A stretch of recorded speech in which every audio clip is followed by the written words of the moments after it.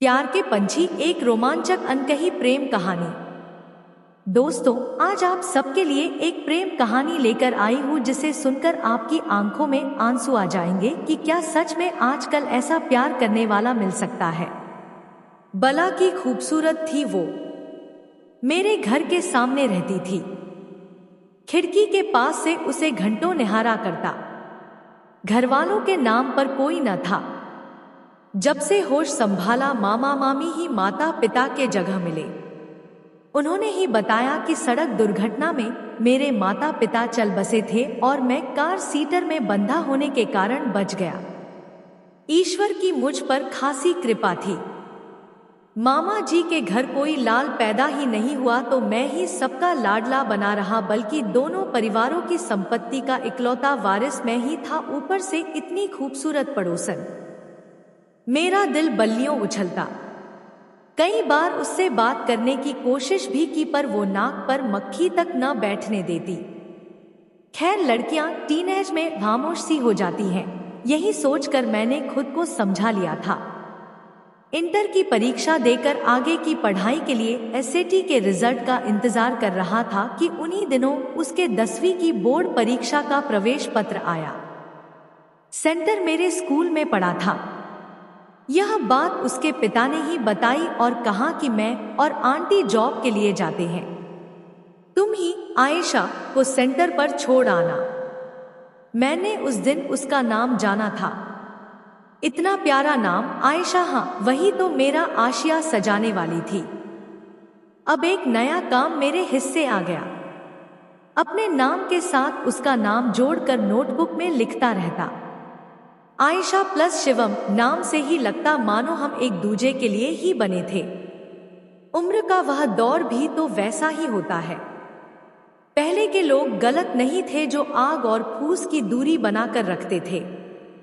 अब मैं अपनी बाइक से भी प्यार करने लगा था। उस पर आयशा जो बैठने वाली थी वो भी अजीब मिट्टी की बनी थी। चुपचाप आकर बैठ जाती और सीधी स्कूल गेट के अंदर चली जाती। वापसी में भी वही स्थिति थी। हाँ या ना के लिए भी सिर हिलाकर जवाब देती। मेरा बड़ा दिल करता कि एक बार उन हसीन लबों से अपना नाम ही सुन लूं। फिर खुद को समझा बुझा कर रखा कि ज्यादा की लालच में जो मिला वो भी ना छूट जाए। इस तरह हाई स्कूल की परीक्षाएं खत्म हुई और सेट का रिजल्ट आ गया तो मैं पढ़ने के लिए अमेरिका आ गया। अब पहली जॉब लग गई है तो सोचता हूँ मामा मामी से मिलकर आयशा से रिश्ते की बात चला दूं। आखिर उसके पिता ने मुझ में कुछ देखकर ही तो भरोसा किया था, तो उम्र भर की जिम्मेदारी भी दे ही सकते हैं। ईश्वर ने साथ दिया तो साथ लेकर ही लौटूंगा। मैंने जब ये सारी पिछली बातें मायरा, जो कि अमेरिकन मित्र है, उसे बताया तो वह काफी रोमांचित हो गई। हम सब जीवन में एक न एक बार प्यार तो करते ही हैं। कुछ अपनी कहानियों को अंजाम दे पाते हैं तो कुछ की कहानियां अंतर्मन में ही दफन हो जाती हैं। तभी तो जब कोई सच्चा आशिक दिखता है तो उसकी कहानी जानने की उत्सुकता को रोक नहीं पाते। मारिया का कौतूहल भी चरम पर था। मैं बेसब्री से तुम दोनों का इंतजार करूंगी, उसके मुंह से अनायास ही निकला।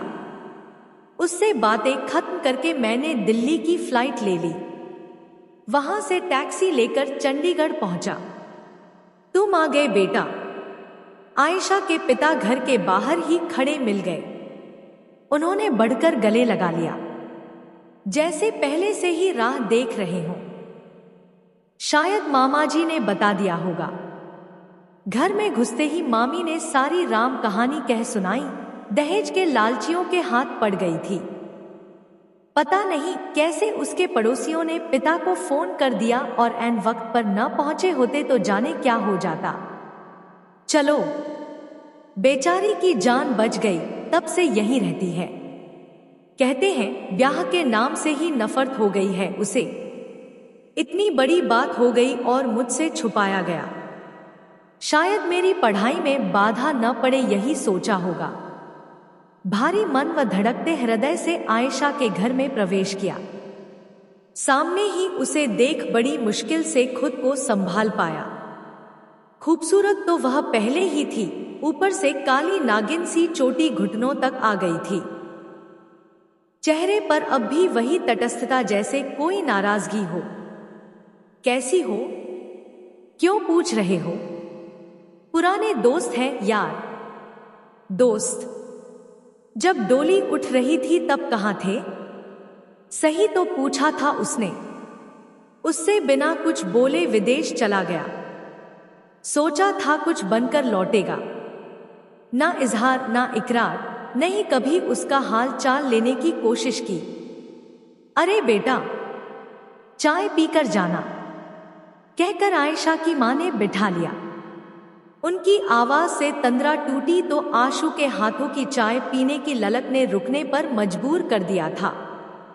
फिर अंकल ने बताया कि दहेज के भूखे भेड़िए कैसे नकाब में घूमते हैं। पहचानने में भूल हो गई बेटा। खुद कहाँ एक जोड़ी कपड़े में बच्ची को भेजिए। हमें कुछ भी नहीं चाहिए पर बच्ची को सताते रहे। मैं तो मौत के मुंह से निकाल कर लाया हूं इसे। केस ही ऐसा था कि तुरंत तलाक मिल गया है। चाय के साथ आशु सामने थी। खूबसूरत मेहंदी लगे हाथ जो अक्सर ख्वाबों में आते और नींद से जगा कर चाय पिलाते थे। उसकी जगह एक जले हुए हाथ का प्याला जब मुझ तक पहुंचा तो चाय हलक से ना उतर पाया। रुंधे गले से बस इतना ही कहा कि पंडित जी से विवाह की तिथि निकलवा ले, मैं वीजा के लिए देखता हूं। आयशा के जले अंगों की प्लास्टिक सर्जरी अब अमेरिका में होगी।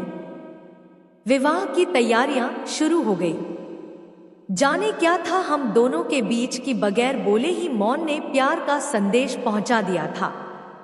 मेरे शब्दों की गंभीरता ने आयशा के पिता को यह भान करा दिया था कि जो दुख उन्होंने अपनी बेटी के नसीब में लिखा था उसे हरने उसका मसीहा आ चुका है। खिड़की फिर से गुलजार हो गई थी।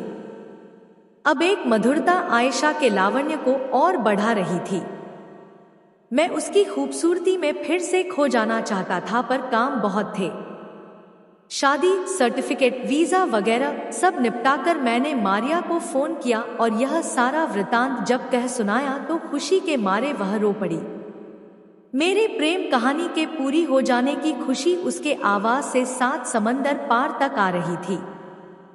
प्यार के पंछी जो मिल गए थे। हमारे घोंसले को संवारने की जिम्मेदारी उसने स्वयं ही ले ली और स्वागत की तैयारियों में जुट गई। आखिर एक कुंवारे घर को नवयुगल के सपनों का संसार जो बनाना था। ये कहानी मेरे द्वारा रचित नहीं है, लेकिन बाकी के कार्य जैसे एडिटिंग, ऑडियो, ये सब मेरे द्वारा ही किया गया है। मैं इस बात की पुष्टि करती हूँ। अगर आप सबको ये कहानी पसंद आती है तो लाइक और सब्सक्राइब करना न भूलें।